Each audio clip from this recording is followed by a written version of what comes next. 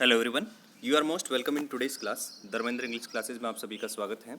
आज की क्लास में हम देखेंगे CBSE class 10th book first flight जो बुक है उसमें first chapter a letter to God.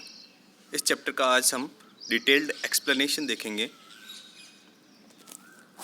Let's begin today's class. A letter to God, the writer is G.L. Fuentes. Most important question है in your MCQ type questions. Chapter के writer's का name और poet का name exam में आने के chances बहुत ज़्यादा हैं, क्योंकि आपके MCQ टाइप के क्वेश्चंस आने लगे हैं आजकल। Let's begin this chapter. Before you read, they say faith can move mountains.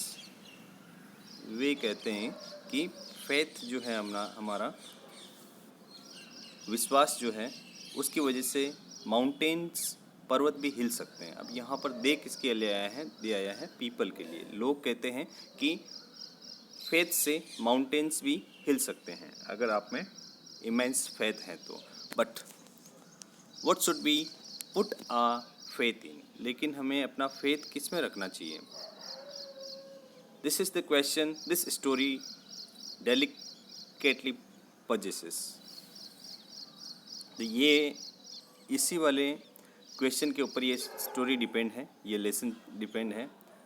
Lencho. अब यहाँ पर मैंने कुछ हाईलाइट कर रखा है, कुछ वर्ड्स, कीवर्ड्स। तो ये पूरे चैप्टर में मैंने आपके लिए की इंग्लिश के कीवर्ड्स को, इंग्लिश मीनिंग्स को हाईलाइट कर रखा है।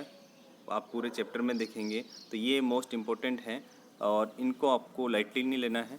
इन्हीं से क्वेश्चन बन सकता है और ये कीवर्ड हैं, इंग्लिश कीवर्ड, इनको आपको लर्न करना है और ये आपके काम आएंगे जब आप इसके चैप्टर के क्वेश्चन आंसर लर्न करेंगे। तो ये जो भी हाईलाइटेड वर्ड्स हैं चैप्टर में जो मैंने कर रखे हैं, इनको आपको इंग्लिश नोटबुक में नोट डाउन करना है और उनको रिवाइज करते रहना, ताकि आपके क्वेश्चन आंसर में प्रॉब्लम नहीं आए और कीवर्ड्स की स्पेलिंग्स भी लर्न हो जाए और मीनिंग्स भी लर्न हो जाए, ताकि इजी वे में आप क्वेश्चंस के आंसर लिख पाएँ।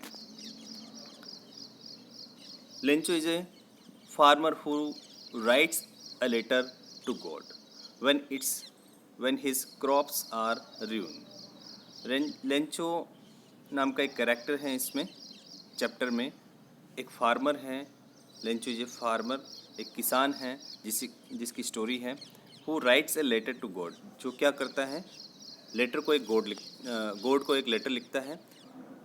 when his crops are ruined, जब उसकी फसल जो है बेकार हो जाती है, बर्बाद हो जाती है। asking for 100 pesos, और गॉड से क्या डिमांड करता है वो, 100 pesos की डिमांड करता है। As it is written here, pesos का मतलब क्या होता है, currency of Latin American countries. जो अमेरिका की जो लैटिन अमेरिकन कंट्रीज है उसमें करेंसी है, जैसे अपने इंडिया में रुपीज़ हैं, उसी तरीके से लैटिन अमेरिकन कंट्रीज़ की करेंसी है pesos. For example Mexico, Brazil, Spain, in countries में पेसोस करेंसी का नाम है। 100 पेसोस। तो उसने गॉड से डिमांड की कि मेरी फसल बर्बाद हो गई है, इस वजह से मुझे 100 पेसोस चाहिए। Does Lencho's letter reach God, क्या लेंचो का लेटर गॉड तक, भगवान तक पहुंचता है। Does God send him the money, क्या गॉड उसको पैसा भेजते हैं। Think what your answer to these questions would be, आप सोचिए कि इन क्वेश्चंस का आंसर क्या हो सकता है। And guess how the story continues, और आप गेस करिए, अंदाज़ा लगाए कि ये स्टोरी कैसे कंटिन्यू होती है। Before you begin to read it, इस स्टोरी को पढ़ने से पहले आप इमेजिन करके देखिए कि क्या हो सकता है, फिर आप स्टोरी पढ़िए और मालूम करिए कि क्या स्टोरी में कहा गया है। Let's begin today's chapter. The house the only one in the entire valley. अब ये कहा गया है कि वैली में, घाटी के अंदर एक ही हाउस था, एक ही घर था, पूरी घाटी में एक ही घर था, set on the crest of a low hill. और वो जो घाटी में जो घर था वो कहाँ पर सेट था, कहाँ पर स्थित था, वो था पहाड़ी के ऊपर। क्रेस्ट का मतलब क्या है, टॉप ऑफ ए हिल, पहाड़ी के ऊपर स्थित था। ये एक एमसीक्यू का इम्पोर्टेंट क्वेश्चन है। लेंचो का हाउस कहाँ पर स्थित था? The answer is it was set on the top of a hill, या फिर एग्जाम में अगर क्रेस्ट आता है वर्ड तो इसका भी हमें ध्यान में रखना है। From this height one could see the river and the fields of ripe corn dotted with the flowers that always promised a good harvest. अब उस हाइट से, जिस हाइट पे वो रहता था, वहाँ से सब कुछ देखा जा सकता था, नेचर का नज़ारा देखा जा सकता था, जिसमें रिवर्स देख सकता था, वो फील्ड्स जिसमें खेतों में फसल उगी हुई है वो देख सकता था, जो फसल डॉटेड विद द फ्लावर्स, जो फसल में जो छोटे छोटे फूल आते हैं उसके लिए कहा गया है dotted with the flowers that always promised a good harvest, जो कि हमेशा ये प्रॉमिस करते हैं कि अच्छी फसल होगी। नेक्स्ट देखते हैं। The only thing the earth needed was a downpour और एटलीस्ट अ शावर। तो ये आपके लिए मैंने बहुत मेहनत करके ये मैंने किया है। तो ये पूरे चैप्टर में जहाँ कहीं पे भी हाईलाइटेड दिख रहा है आपको, वो आपको स्पेशली लर्न करना है, नोटबुक में नोट डाउन करना है, ताकि आपको इसके कीवर्ड्स लर्न हो जाए, इसकी थीम समझ में आ जाए चैप्टर की। इम्पोर्टेंट एमसीक्यू टाइप क्वेश्चन है कि according to Lencho the earth was only needed a downpour और एटलीस्ट शावर। मतलब लेंचो के अकॉर्डिंग अर्थ को क्या ज़रूरत थी, क्या आवश्यकता थी, तो अ डाउन पोर मतलब हैवी रेन, या तो फिर एक अच्छी बारिश हो जाए, या फिर एटलीस्ट शावर हो जाए। शावर मतलब माइल्ड रेन, हल्की फुल्की बारिश हो जाए। मतलब कुल मिला के अर्थ को नीड थी किसकी, बारिश की, according to Lencho. Throughout the morning Lencho who knew his fields immediately intimately had gone nothing else but see the sky towards the north east। सुबह से लेकर लेंचो वेट कर रहा था, इंतज़ार कर रहा था। who knew his fields intimately had done nothing, मतलब उसको कुछ भी नहीं सूझ रहा था, केवल उसी के बारे में सोच रहा था, बारिश के बारे में सोच रहा था, और नॉर्थ ईस्ट की तरफ देख रहा था कि बारिश उस तरफ से आएगी। इम्पोर्टेंट क्वेश्चन है कि लेंचो किस तरफ से बारिश का वेट कर रहा था, तो डायरेक्शन का नाम है नॉर्थ ईस्ट। मतलब संभावना ये थी कि नॉर्थ ईस्ट से बारिश आएगी, इस वजह से यहाँ पर लिखा हुआ है now we are really going to get some water woman. अब लेंचो क्या कह रहा है कि हमें अब बारिश का पानी मिलने वाला है। अब वुमेन यहाँ पर, वहाँ पर एक वुमेन थी जो मोस्ट प्रोबेबली उसकी वाइफ थी। The women who was preparing supper, जो वहाँ पर वुमेन थी वो क्या कर रही थी, शाम का खाना प्रिपेयर कर रही थी। रिप्लाइड, उसने क्या रिप्लाई किया, येस गॉड विलिंग, मतलब भगवान की इच्छा होगी तो बारिश हो जाएगी, मतलब भगवान की इच्छा है तो बारिश होने वाली है। The older boys were working in the fields while the smaller ones were playing near the house until the women called to them all। तो वहाँ पर जो उनके बच्चे थे, लेंचो के जो बड़े बच्चे थे वो फील्ड में काम कर रहे थे, और जो छोटे बच्चे थे वो बाहर खेल रहे थे घर के आसपास, और जब तक कि उस लेडी ने बच्चों को नहीं बुलाया। Come for dinner it was during the meal that just a, तो लेडी ने क्या कहा, उसको बच्चों को बुलाया कि डिनर के लिए आ जाओ, खाना तैयार हो गया है। और it was during the meal that, और ये खाने के दौरान ही, just as Lencho had predicted, जब वो खाना खा रहे थे, ड्यूरिंग मतलब के दौरान, जब वो खाना खा रहे थे तब लेंचो ने प्रिडिक्ट किया, भविष्यवाणी की, मौसम का को देखते हुए अंदाज़ा लगाया, big drops of rain began to fall, कि बारिश की बड़ी बड़ी बूंदें आएगी। In the north east huge mountains of clouds could be seen approaching, और नॉर्थ ईस्ट के डायरेक्शन में ह्यूज माउंटेन्स ऑफ क्लाउड्स मतलब पहाड़ जैसे बड़े बड़े बादल आते हुए दिख रहे थे नॉर्थ ईस्ट की तरफ से। The air was fresh and sweet, जब बारिश का मौसम होता है तब हवा बिल्कुल शानदार हो जाती है, तो वैसे ही मौसम हो रहा था।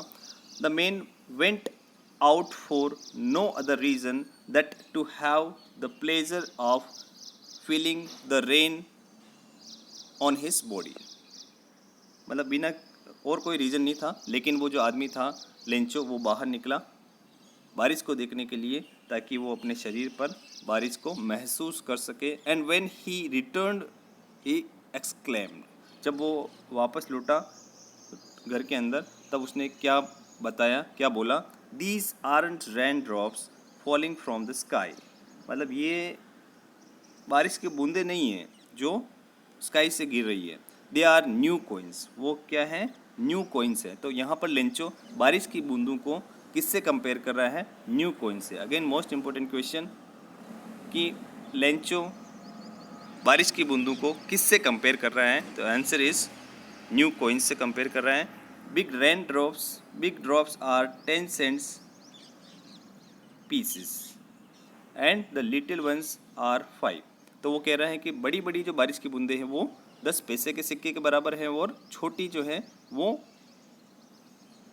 5 पैसे के सिक्के के बराबर है। तो वो पैसों से वो तुलना कर रहा है कि उसको ये बारिश की बूंदें नहीं लग रही है, ऐसा लग रहा है जैसे पैसों की बारिश हो रही है, क्योंकि वो किसान था और सारा कुछ उसके लिए डिपेंड था, किस पर, बारिश पर डिपेंड था, इस वजह से वो ऐसा सोच रहा है। With a satisfied expression he regarded the field of ripe corn with its flowers, और जैसे बारिश होने लगी तो वो सेटिस्फाइड हो गया कि अब तो बारिश अच्छी होगी और मेरी फसल अच्छी होगी। Draped in A curtain of rain, draped का मतलब होता है कवर्ड, कर्टन ऑफ रेन, तो उसकी जो फसल है कर्टन की जैसे बिछ गई फसल पर। But suddenly a strong wind began to blow, लेकिन अचानक एक स्ट्रॉन्ग विंड, बहुत तेज हवा चलने लगी, अलॉन्ग विद द रेन, और हवा चल रही थी किसके साथ में, बारिश के साथ में तेज हवा भी चलने लगी। Large hailstones began to fall, और साथ साथ में क्या हो रहा था, तेज हवा चल रही थी बारिश के साथ में, और उसके साथ में हेल स्टोन्स होने लगे। हेल स्टोन्स मतलब जो बारिश के साथ में कभी कभी हम देखते हैं कि ओले गिरने लग जाते हैं, तो उनको अपन कहते हैं हेल स्टोन्स। तो बारिश के साथ में हेल स्टोन्स भी गिरने लगे, ओले भी गिरने लगे। These truly did resemble new silver coins, वो कैसे लग रहे थे, जैसे चांदी के सिक्के गिर रहे हो। The boys exposing themselves to the rain ran out to collect the frozen pearls, और जो बच्चे थे वहाँ पर लेंचो के, वो जैसे ही ओलों को देखा वो बाहर दौड़ पड़े उनको कलेक्ट करने के लिए, जो ओले गिर रहे थे, फ्रोजन पल्स नाम दे रखा है उनको। तो जैसे हम देखते हैं कि जब बारिश का साथ में जब ओले गिरते हैं तब हम भी देखते हैं कि छोटे बच्चे को शौक़ होता है कि बाहर जाकर उनको कलेक्ट करना, जो कि फ्रोजन पल्स के जैसे, मोतियों के जैसे दिख रहे थे। नेक्स्ट हम देखते हैं, it's really getting bad now. अब क्या है कि बारिश रुक नहीं रही थी, तो लेंचो ने देखा कि बारिश नहीं रुक रही है, तो वो कह रहा है कि अब तो बहुत बुरा हो रहा है, बहुत बुरी कंडीशन हो रही है कि बारिश नहीं रुक रही है। Exclaimed the man, I hope it passes quickly, मैं सोचता हूँ कि ये जल्दी पास हो जाए, मतलब बारिश, ये जो स्थिति है, तेज़ हवा और ओले जो गिर रहे हैं वो स्टॉप हो जाए। It did not pass quickly, लेकिन हुआ क्या, ये जल्दी फिनिश नहीं हुई। For an hour the hail rained on the house, the garden, the hillside, the cornfield, on the whole valley. लेकिन लगभग 1 घंटे तक तेज बारिश होती रही पूरे घर पर, गार्डन पर, हिल साइड पहाड़ी पर, कॉर्नफील्ड जो उनके फील्ड था फसल का, कॉर्नफील्ड था। ये भी एक क्वेश्चन बनता है इम्पोर्टेंट कि उनके जो फसल थी किसकी थी, तो कॉर्नफील्ड था जो मक्के, कॉर्न मतलब होता है भुट्टा, उसकी जो फसल थी मक्के की फसल थी। ऑन द होल वैली, पूरी घाटी पर बारिश होती, मतलब पूरे आसपास उसके घर पर और आसपास तेज बारिश होती रही लगभग 1 घंटे तक, एन आवर तक। The field was white as if covered with salt. पूरा जो फील्ड था उसके घर के आसपास का, खेत का और आसपास जितना दिख रहा था वो ऐसा लग रहा था जैसे पूरे फील्ड पर सॉल्ट बिछा हुआ है, मतलब नमक बिछा हुआ था। ये भी क्वेश्चन है कि वो उस कंडीशन में कवर्ड विथ, किससे कवर लग रहा था, सॉल्ट से, जबकि वो सॉल्ट नमक नहीं था। हेल स्टोन्स जो थे तो ऐसा लग रहे थे वो जैसे नमक बिछा हुआ है पूरे सारी जगह पर। Not a leaf remained on the trees, मतलब इतनी तेज बारिश थी, इतना ख़राब मौसम हो गया था। उसका रिजल्ट क्या हुआ कि पेड़ पर एक भी पत्ता नहीं बचा। तेज बारिश और तेज ओलों की वजह से पेड़ों के पत्ते भी गिर गए। The corn was totally destroyed, और जो कॉर्न था, कॉर्न की जो फसल थी टोटल डिस्ट्रॉय हो गई, नष्ट हो गई। The flowers were gone from the plants, और पौधों से फ्लावर्स भी गायब हो गए। Lencho's soul was filled with sadness, Lencho की आत्मा दुख से भर गई, मतलब बहुत दुखी हो गया वो कि हे भगवान ये क्या हो गया। When the storm had passed, he stood in the middle of the field and said to his sons, जब बारिश चली गई, तूफान चला गया, तब वो अपने फील्ड के, अपने खेत के जस्ट बीच में खड़ा हुआ और उसने अपने बच्चों से कहा, अ प्लेग ऑफ लोकस्ट वुड, यहाँ पर लोकस्ट का मतलब है insects with fly in big swans और एंड डिस्ट्रॉय क्रॉप्स, मतलब जो ग्रास ऊपर के जैसे, राम जी का घोड़ा जिसको हम कहते हैं टिड्डे, उसके लिए लोकस्ट वर्ड आया है। तो ये एमसीक्यू में आ सकता है कि what is the meaning of locust here, तो ये आपको ध्यान में रखना है। अ plague of locust would have left more than this, तो वो कह रहा है कि अगर वो टिड्डे भी हमला कर देते खेत पर तो भी कुछ फसल बच जाती है, लेकिन इसके कारण तो कुछ भी नहीं बचा है। The hell has left nothing, लेकिन ये जो ओलावृष्टि हुई है जिसके कारण कुछ भी नहीं बचा है फसल। This year we will have no corn, तब वो उसको लग गया था कि इस साल कुछ भी फसल नहीं होगी, बिल्कुल भी थोड़ी सी भी फसल नहीं होगी। That night was a sorrowful one, वो पूरी रात उसके लिए दुख भरी थी। All our work for nothing, कुछ भी करने को नहीं था। There is no one who can help us, आसपास या मेरे फ्रेंड्स में कोई भी नहीं है जो हमारी हेल्प कर सके। Will all go hungry this year, और हम पूरे साल भर भूखे मरने वाले हैं। Next, but in the hearts of all who lived in that solitary house in the middle of the valley, मतलब अब क्या कहा जा रहा है, but in the hearts of all who lived in the solitary house, solitary मतलब single. अब उस वैली में जो सिंगल घर था उसके लिए कहा जा रहा है in the middle of the valley, जो कि वैली मतलब घाटी के बीच में स्थित था घर। There was a single hope, वहाँ पर सहायता लेने के लिए, हेल्प लेने के लिए कुछ भी जुगाड़ नहीं लग रहा था। केवल क्या था, उसे लग रहा था there was a single hope help from God, केवल एक ही होप नज़र आ रही थी, एक ही आशा नज़र आ रही थी कि मुझे गॉड से हेल्प लेनी चाहिए, भगवान से हेल्प लेनी चाहिए।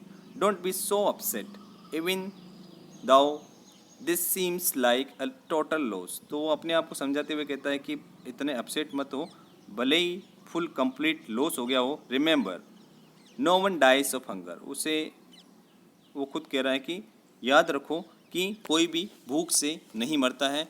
दैट्स व्हाट दे से। जैसा कि लोग कहते हैं no one dies of hunger, जैसा कि लोग कहते हैं कि कोई भी हंगर से, भूख से नहीं मरता है। ऑल थ्रू द नाइट, पूरी रात भर Lencho thought only of his one hope. पूरी रात भर लेंचो अपनी उस होप पर सोचता रहा, द हेल्प ऑफ गॉड, कि उसे भगवान से हेल्प मांगनी चाहिए। Whose eyes as he had been instructed see everything, मतलब वो सोच रहा है कि इस मामले में गॉड भी देखता है, हर कंडीशन गॉड को मालूम होती है, तो भगवान सब कुछ देखता है। Even what is deep in one's conscience, भले ही किसी भी आदमी के कॉन्शियस में हो वो चीज़। कॉन्शियस का मतलब होता है an inner sense of right और रॉन्ग, मतलब किसी आदमी के अंदरूनी बात है कि गॉड आदमी के अंदर अंदर क्या चल रहा है, वो भी गॉड को मालूम होता है। Lencho was an ox of a man.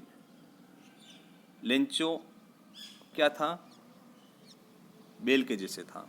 इसका मतलब क्या है, हार्ड वर्क करता है। यहाँ पर an ox of a man का मतलब क्या है, ये एमसीक्यू में आ सकता है एक्सट्रैक्ट बेस्ड में, कि an ox of a man का क्या मतलब है। तो यहाँ पर क्या है, हार्ड वर्कर है।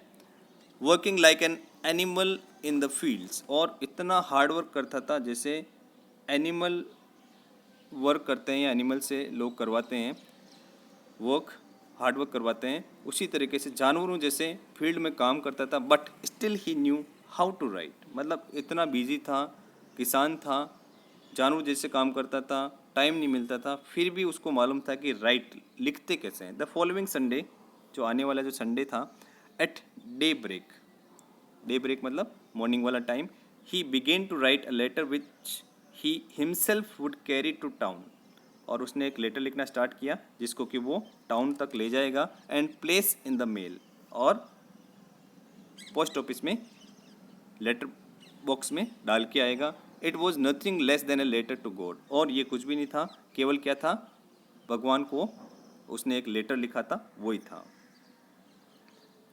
गॉड ही रोट, और उसने क्या लिखा लेटर में वो बताया गया है। गॉड ही रोट, उसने क्या लिखा, if you don't help me my family and I will go hungry this year. God, अगर आप मेरी हेल्प नहीं करते हैं तो मैं और मेरी पूरी फैमिली इस पूरे साल भर भूखे मर जाएंगे। I need 100 pesos in order to sow my field again and to live until the crop comes because the hailstorm and so on। तो वो क्या कहता है कि गॉड से हेल्प मांगता है कि मुझे 100 pesos चाहिए। ये मोस्ट इंपॉर्टेंट क्वेश्चन है, एग्ज़ाम में आया हुआ है, बोर्ड एग्ज़ाम में, कि कितने पैसों की रिक्वायरमेंट थी। तो 100 pesos, 100 pesos की रिक्वायरमेंट थी। पेसोस का मतलब पहले डिस्कस कर चुके हैं अपन, currency of several Latin American countries, Latin American countries की करेंसी है पेसोस। तो उसे कितने पेसोस की रिक्वायरमेंट थी, 100 pesos की। और वो रीज़न भी लिखता है कि क्यों रिक्वायरमेंट थी, ताकि वो अपने फील्ड को बो सके, वापस फसल बो सके, और वो अपनी ज़िंदगी चला सके जब तक कि नई फसल नहीं आ जाए, क्योंकि हेल स्टॉर्म हो गई थी। ये पूरा रीज़न लिखता है Lencho. He wrote to God on the envelope, put the letter inside and still trouble went to town. अब उसने क्या लिखा, जहाँ पर एड्रेस लिखते हैं एनवेलप के ऊपर, उसने क्या लिखा, टू गॉड, ओनली क्या लिखा, टू गॉड, और वो उस लेटर को एनवेलप के अंदर रख दिया और खुद गया टाउन में। At the post office he placed a stamp on the letter and dropped it into the mailbox, और फिर उसने उस लेटर पर स्टैम्प लगाया, स्टैम्प खरीद के, और उसको क्या किया, एनवेलप को मेल बॉक्स में डाल दिया। One of the employees who was a postman and also help at the post office, एक एम्प्लॉयज़ की बात की जा रही है कि वहाँ पर एक एम्प्लॉय था जो पोस्ट ऑफिस में वर्क कर रहा था, पोस्टमैन था, went to his boss laughing heartily and showed him the letter to God. उसने उस मेल बॉक्स से जब लेटर निकाल रहा था तब उसको वो लेटर मिला और वहाँ पर लिखा था एड्रेस के रूप में टू गॉड। तो वो उसको लिया, उस लेटर को, वो हंसने लग गया खुल के, और वो उस लेटर को लेकर अपने बॉस के पास में गया, मैनेजर के पास में, जो पोस्ट ऑफिस में जो उनका बॉस था उनके पास में लेके गया उस लेटर को। Never in his career as a postman had he known that address. मतलब वो कहता है कि मैंने अपने पोस्टमैन के करियर में कभी भी ऐसा एड्रेस नहीं देखा। The postmaster a fat amiable. अब वो पोस्ट मास्टर जो मेन वहाँ पर था बॉस के लिए, जिसके लिए बात कर रखी है, वो कैसा आदमी था उसके बारे में बता रखा है कि वो एक फेट मतलब थोड़ा मोटा सा था और एमिएबल था। एमिएबल का मतलब क्या होता है? फ्रेंडली नेचर का पर्सन, वो यहाँ पर दे रखा है, friendly and pleasant, friendly nature का पर्सन था। तो उस पोस्ट मास्टर के बारे में बता रखा है कि कैसा आदमी था वो। तो वो एक थोड़ा सा मोटा सा आदमी था और एमिएबल था। ये भी इंपॉर्टेंट क्वेश्चन है, what is the meaning of amiable here? तो फ्रेंडली नेचर का पर्सन, उसको हम कहते हैं amiable. Also Brock out laughing. तो वो भी तेज तेज से हंसने लग गया, जो पोस्ट ऑफिस का जो वो बॉस था। But almost immediately he turned serious and, लेकिन वो अचानक सीरियस हो गया and tapping the later on his desk. और अपने डेस्क पर लेटर को टैप करते हुए कमेंट किया उसने, what faith, I wish I had the faith of the man. मतलब वो जो गॉड के ऊपर जो फेथ था उसको आश्चर्य हो रहा है। व्हाट फेथ मतलब कितना बड़ा फेथ है भगवान के ऊपर, और मैं विश करता हूँ कि काश मुझे भी ऐसा फेथ होता गॉड पर। और उस आदमी के बारे में सोच रहा है कि उसको गॉड पर कितना बड़ा फेथ है जिसने इस लेटर को लिखा। Starting up A correspondence with God, और जो कि किसके साथ कॉरेस्पॉन्डेंस कर रहा है? गॉड के साथ। कॉरेस्पॉन्डेंस का मतलब पत्राचार। जो लेटर लिखकर अपन किसी से कांटेक्ट करते हैं तो उसको हम कहते हैं, उस प्रोसेस को, कॉरेस्पॉन्डेंस। तो मतलब इतना फेथ है आदमी में, वो सोच रहा है कि इतना बड़ा फेथ है जो गॉड को लेटर लिख रहा है और गॉड से कॉरेस्पॉन्डेंस कर रहा है, लेटर लिख के बातचीत करने की कोशिश कर रहा है। नेक्स्ट देखते हैं हम। So in order not to shake the writer's faith in God. मतलब अब वो सोचता है कि जो लेटर, अब यहाँ पर राइटर का मतलब ये है कि उस लेटर को लिखने वाला जो राइटर था उसके बारे में बात कर रखा है। ये अगेन इंपॉर्टेंट क्वेश्चन है, एमसीक्यू में, एक्सट्रैक्ट बेस्ड क्वेश्चंस में ये कुछ लाइन आ सकती है और यहाँ पर लिखा जा सकता है कि यहाँ पर राइटर का मतलब किसके लिए आया हुआ है। और एमसीक्यू में आ सकता है कि जो इसका ओरिजिनल राइटर है उसके लिए या फिर लेंचो के लिए। तो ये राइटर्स वर्ड किसके लिए आया है? लेंचो के लिए आया है, जिसने इस लेटर को लिखा है। तो पोस्ट ऑफिस को जो वो बड़ा एम्प्लॉय था, बॉस तो जो था, वो लेंचो का फेथ डगमगाना नहीं चाहता था। The post master came up with an idea. अब पोस्ट मास्टर को एक आइडिया आया, आंसर द लेटर, कि मैं अब इस लेटर का आंसर करूंगा, आंसर दूंगा। But when he opened it, लेकिन जब उसने इस लेटर को ओपन किया, it was evident that to answer it he needed something more than goodwill. लेकिन जब उसने लेटर को ओपन किया तो तब उसको लगा कि केवल गुडविल से काम नहीं चलेगा, इससे हट के कुछ एक्स्ट्रा और करना पड़ेगा। गुडविल, इंक और पेपर, गुडविल, इंक और पेपर से ही काम नहीं चलेगा, कुछ और एक्स्ट्रा करना है इसके लिए। But he stuck to his resolution, लेकिन वो अपने रिजोल्यूशन पर अडिक्ट था। रिजोल्यूशन का मतलब डिसीजन पर अडिक्ट था। He asked for money from his employees, लेकिन उसके पास में इतने पैसे नहीं थे जितने उसने मांगे थे गॉड से। लेकिन फिर उसने पैसा इकट्ठा करने की कोशिश की और उसने अपने एम्प्लॉयज़ से कुछ पैसा कलेक्ट करने के लिए कहा। He himself gave part of his salary, और उसने खुद अपनी सैलरी का भी कुछ पार्ट निकाला। And several friends of his were obliged to give something for an act of charity, मतलब वो उसने खुद ने और पोस्ट ऑफिस के एम्प्लॉयज़ ने और जो बॉस था उसके बहुत सारे फ्रेंड्स ने मिलकर पैसे इकट्ठे किए और उसको क्या माना, चैरिटी के रूप में माना कि किसी की हेल्प हो जाए। तब यहाँ पर देख सकते हैं कि लोग कहते हैं कि गॉड हेल्प करता है, लेकिन गॉड खुद नहीं आता है, तो गॉड के कुछ मैसेंजर होते हैं जिसकी वजह से लोगों को हेल्प मिलती है। It was impossible for him to gather the 100 pesos, मतलब उसके लिए ये इम्पॉसिबल था कि एक साथ 100 पेसोस इकट्ठे कर लें। So he was able to send the farmer only a little more than half, तो उसके पास में कितना पैसा इकट्ठा हुआ, a little more than half. 100 pesos की डिमांड की थी तो उसके पास में कितना इकट्ठा हो गया, मोर देन हाफ, मतलब हाफ कितना होता है 50 से कुछ ज़्यादा पैसा इकट्ठा हो गया था। He put the money in an envelope addressed to Lencho, उसने उस पैसे को एनवेलप के अंदर रखा और उस पर एड्रेस लिख दिया लेंचो का।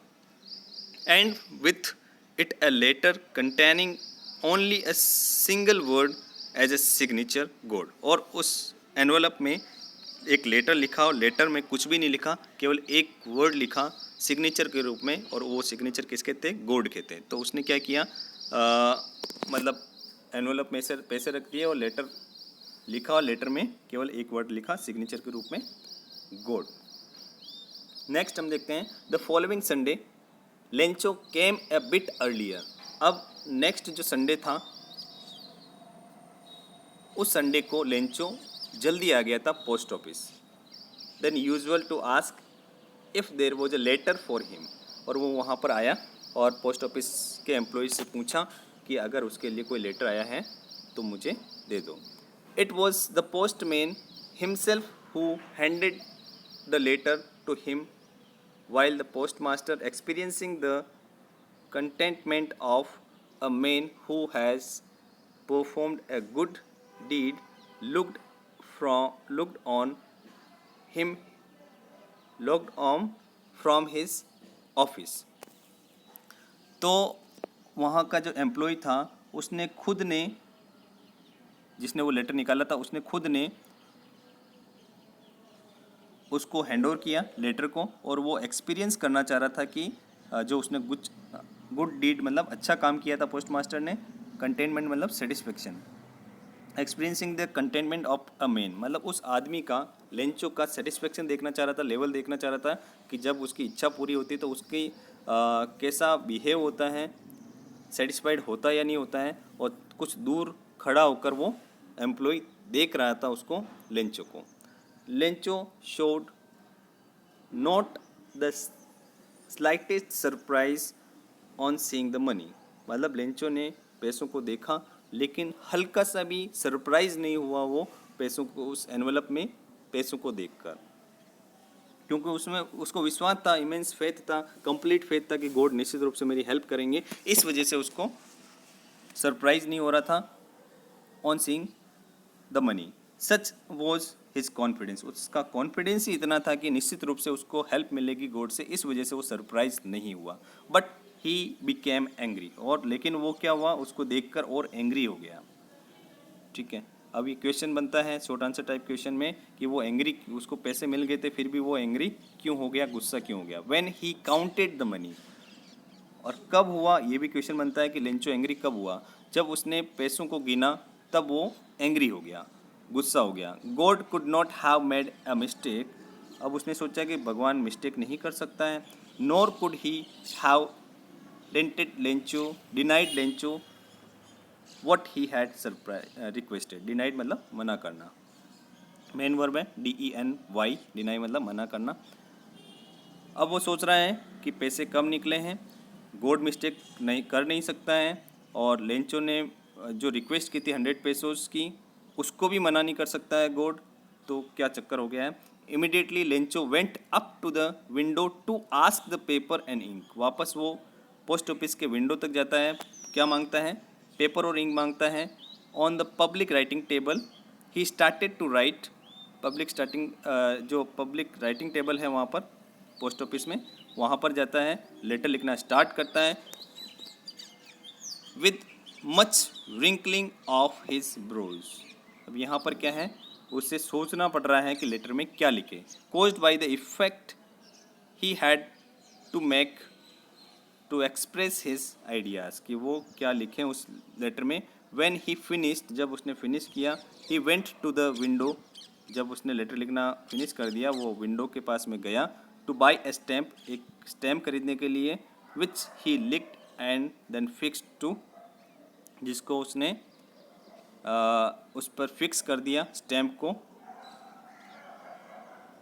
एनवलप पर, then affix to the envelope with a blow of his fist, और उसने स्टैम्प लगाया और अपनी फिस्ट मतलब जो मुट्ठी होती है उससे उस पर टैप किया ताकि वो स्टैम्प अच्छे से लग जाए। नेक्स्ट देखते हैं हम, एनवलप पर उसने स्टैम्प लगा दिया। The moment the letter fell into the mailbox, जैसे उसने मेल बॉक्स में डाला लेटर, the postmaster went to open it, postmaster दौड़ के गया उस लेटर को ओपन करने के लिए। वो बहुत उत्सुक था कि उस लेंचो ने क्या लिखा होगा इस लेटर में। इट सेड, और उसमें क्या लिखा था, God of the money that I asked for only 70 पेसोज, मैंने जितने मांगे थे उसमें से मुझे कितने मिले हैं, केवल 70 पेसोज मिले हैं। ये भी इम्पोर्टेंट क्वेश्चन है, आपको याद रखना है कि कितने पैसे लेंचो को मिले लेटर में। ओनली 70 पेसोज रीच्ड मी, केवल 70 पेसोज ही मुझे मेरे तक पहुँचे। सेंड मी द रेस्ट, जो रिमेनिंग अमाउंट है वो मुझे और भेजो। Since I need it very much, जैसा कि मुझे इन पैसों की सख्त ज़रूरत है। But don't send it to me through the mail because the post office employees are a bunch of crooks. आप मुझे रिमेनिंग अमाउंट भेज दो, लेकिन ये जो रिमेनिंग अमाउंट है वो किसके माध्यम से नहीं भेजना है, पोस्ट ऑफिस के माध्यम से या फिर इनके माध्यम से नहीं भेजना है, मेल के माध्यम से नहीं भेजना है, पोस्ट के माध्यम से नहीं भेजना है। क्यों? क्योंकि जो पोस्ट ऑफिस में जो एम्प्लॉयज़ वर्क करते हैं वो कौन है, बंच ऑफ क्रूक्स है। बंच ऑफ क्रूक्स का मतलब होता है चीट्स या धोखेबाज। ये धोखेबाज हैं, बीच में पैसे रख लेते हैं, लेंचो साइन कर देता है। तो यहाँ पर हमें क्या मालूम चलता है, आयरनी मालूम चल रहा है, ह्यूमन वर्सेस ह्यूमन। तो पोस्ट ऑफिस के एम्प्लॉयज़ इसकी हेल्प करना चाह रहे थे, लेकिन कंडीशन ऐसी बनती है कि वो लेंचो जो है पोस्ट ऑफिस के एम्प्लॉयज़ को ही धोखेबाज कह रहा है, चीट्स कह रहा है। इस वजह से वो कह रहा है कि मुझे डायरेक्टली आप पैसे भेज देना, इसके माध्यम से मत भेजना। ओके, तो that's all for today's class. आज का जो चैप्टर है ये यहीं फिनिश होता है। Thanks for watching this video, और मोर अपडेट्स के लिए subscribe this channel for more updates. Thank you so much. See you in the next class. Bye everyone.